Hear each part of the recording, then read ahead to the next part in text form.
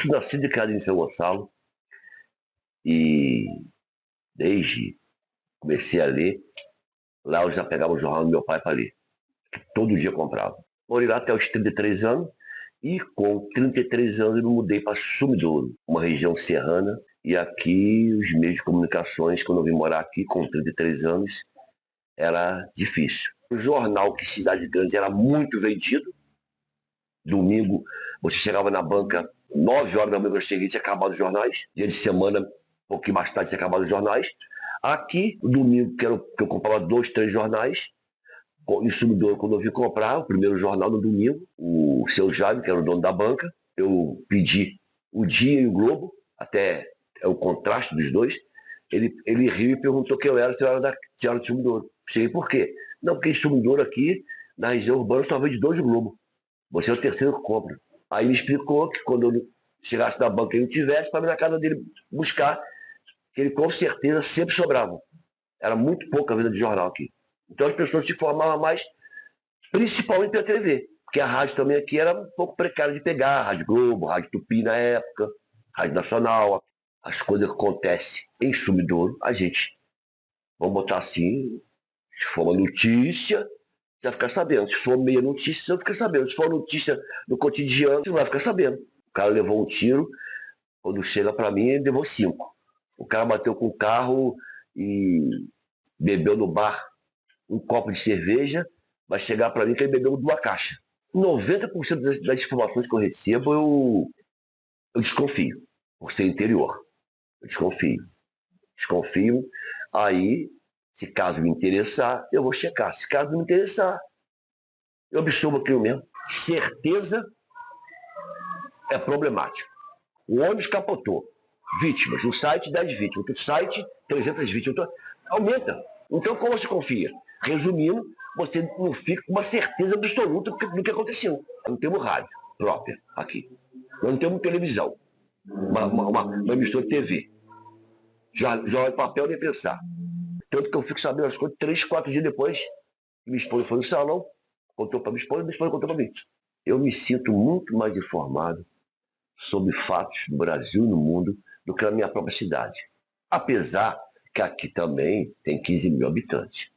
Não tem notícias assim, mas sempre tem, né? Mas sempre tem alguma coisa. Nem que for de pequena a grande, mas a grande é mais difícil. Grandes acidentes, em relação à segurança pública, entendeu? Que é uma situação triste no Brasil. Aqui é tranquilo, uma cidade muito tranquila. Mas eu sou muito pouco informado aqui, muito pouco, porque a informação aqui é de boca em boca. De boca em boca. Sobre o lado do rapaz que caiu de moto, que perdeu a perna, sobre o lado do rapaz que... É assim. E muito acidente com moto, muito envolvendo álcool. E também a situação que a gente fica muito pouco informado é na Prefeitura Municipal de Sumidouro. As coisas sobre educação, saúde principalmente, a gente fica muito pouco informado. Eu acho que é até interessante para eles. Você me perguntar agora qual foi a última vez que eu ouvi uma notícia de Sumidouro, seja ela negativa ou positiva, numa grande mídia, eu não me lembro. Na viagem que eu fiz Nova Friburgo e Sumidouro. Eu lembro que para Nova Friburgo foi muito fácil encontrar a linha de ônibus. Com 2 cliques eu já estava comprando uma passagem para Nova Friburgo, mas, óbvio, não tem passagem direto do Rio para Sumidouro, então o trajeto mais fácil é do Rio, Nova Friburgo, Sumidouro. Mas de Nova Friburgo eu não fazia ideia de como eu pegaria um ônibus para Sumidouro. Não fazia ideia. E procurando pela internet eu não conseguia informação, em sites eu não conseguia essa informação, e eu tive que contactar os meus amigos sumidourenses para eles me darem acesso a essa informação, senão eu não teria chegado a Sumidouro. O turista, a pessoa que visita Sumidouro, não tem acesso às informações de linha de ônibus, como que faz para chegar na cidade, ou até como que faz para...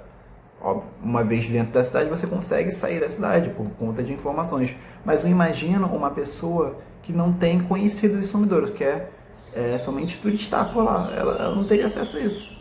Eu acho que um bom ponto também a se frisar realmente é sobre as festas e eventos, né? Porque eu queria garantir que a minha viagem ela ocorresse num período de festa, coisa que eu não consegui.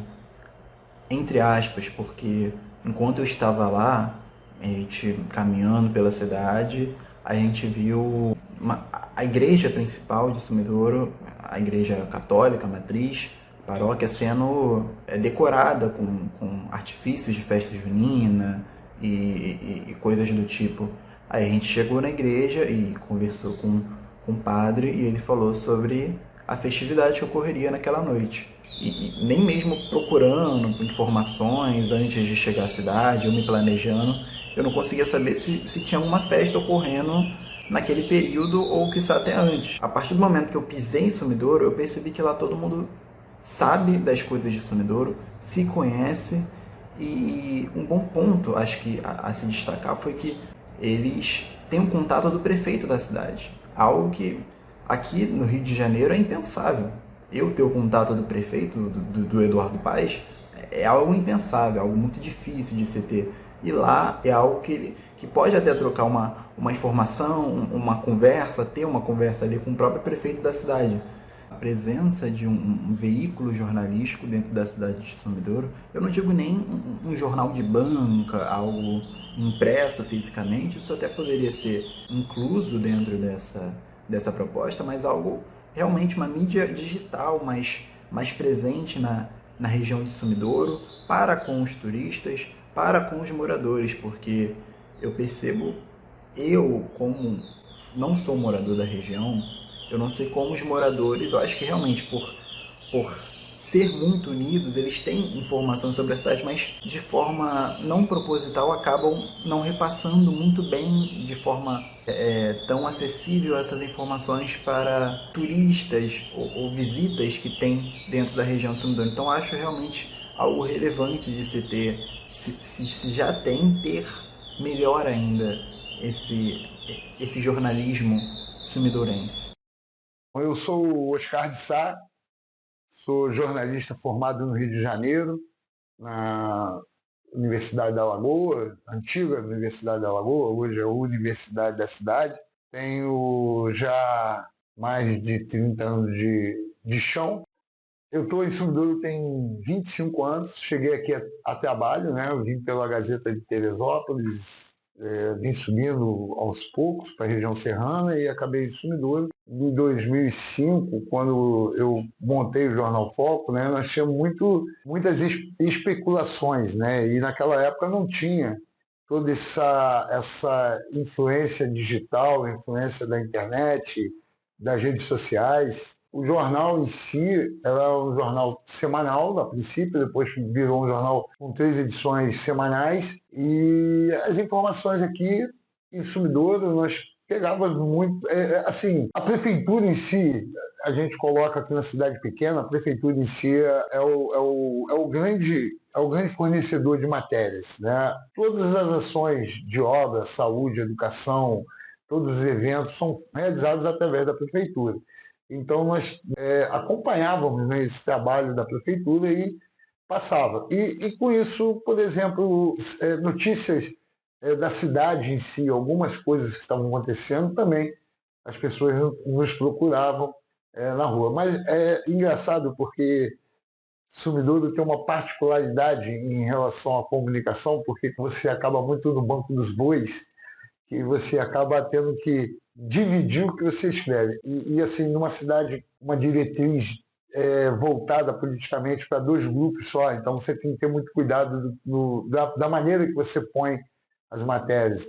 O seu nome fica voltado para aquele grupo político porque você falou bem ou escreveu alguma coisa que não agradou o outro lado político. Então você tem que ter muito cuidado com isso.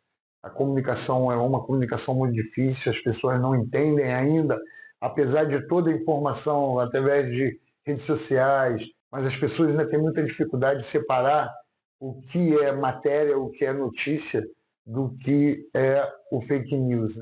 Hoje o que tem é passador de notícias sem informação. Então, eu me preocupo muito com a rede social. Sumidouro é uma cidade com praticamente 15 a 18 mil habitantes, e nós temos aqui um grande déficit intelectual. Nós temos pessoas aqui, lavradores, mescla a vida do campo com a vida social, com a vida urbana, por ser uma cidade muito pequena. Então nós temos que ter esse cuidado, porque a interpretação dessas pessoas é muito complicada. Então você tem que buscar estar sempre dentro do que possa realmente falar, né? E também dispor. Ainda tem muita... Eu não digo analfabetismo, né? Porque eu acho que a pessoa que sabe ler, escrever e contar, ele não é analfabeto por inteiro. Mas ainda tem muita pessoa leiga em relação ao que se fala, ao que se põe. Tem que ter esse cuidado, essa atenção no que escreve e atenção no que fala. Principalmente numa cidade pequena, onde você tem pessoas que também ainda não estão com uma mentalidade aberta para o que vai ser dito, o que vai ser mostrado por vídeos e pela rede social em si. Hoje é a rede social, né? Hoje o meu jornal é um jornal digital, passou de impresso para digital, mas a gente tem que ter uma preocupação muito grande no que vai informar.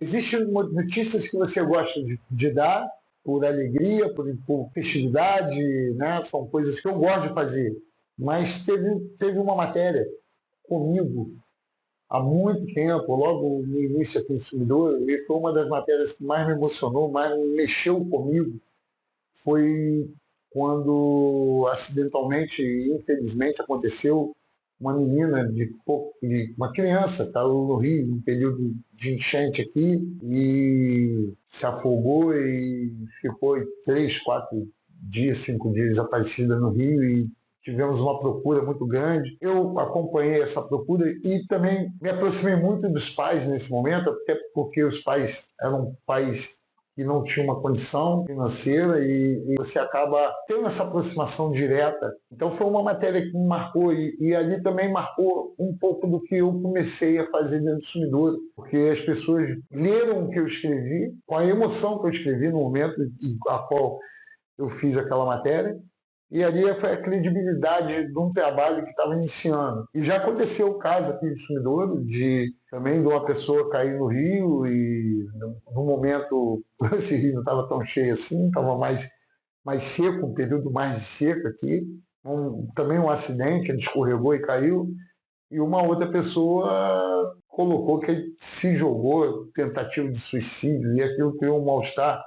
Essa pessoa me buscou, veio até de mim para saber se eu tinha escrito aquilo, e eu jamais daria uma notícia de uma fatalidade da maneira que foi, né? A preocupação que eu falo, que eu comento anteriormente, é justamente essa que o jornalista tem que ter, do que você vai passar, o que você vai falar. Acho que o passar do tempo com transparência pública, com leis que vão diminuindo as comunicações. Eu costumo dizer o seguinte, a transparência pública é uma forma de que as pessoas não saibam o que realmente está acontecendo no governo, tanto do município quanto do Estado. Porque nem todo mundo vai entrar na rede social ou no site da prefeitura ou do governo do Estado para poder ver o que está sendo feito pelo governador ou pelo prefeito. Só busca quem tem interesse realmente. Mas antigamente, com o jornal, você publicava os atos oficiais da prefeitura, você tinha essa amostragem, né, do que realmente estava acontecendo, porque o cara, querendo ou não, ele pegava para ler as matérias normais do jornal, mas tinha as matérias de publicação da prefeitura, que são as matérias públicas, os atos oficiais, e eles liam o que estava acontecendo, né? Então sabia que a prefeitura comprava, estava licitando. Hoje não tem mais. Eu acho que a maior dificuldade do jornal interior é a falta de apoio, a falta de incentivo para que ele possa estar funcionando e para que ele possa estar aí informando realmente o que está acontecendo.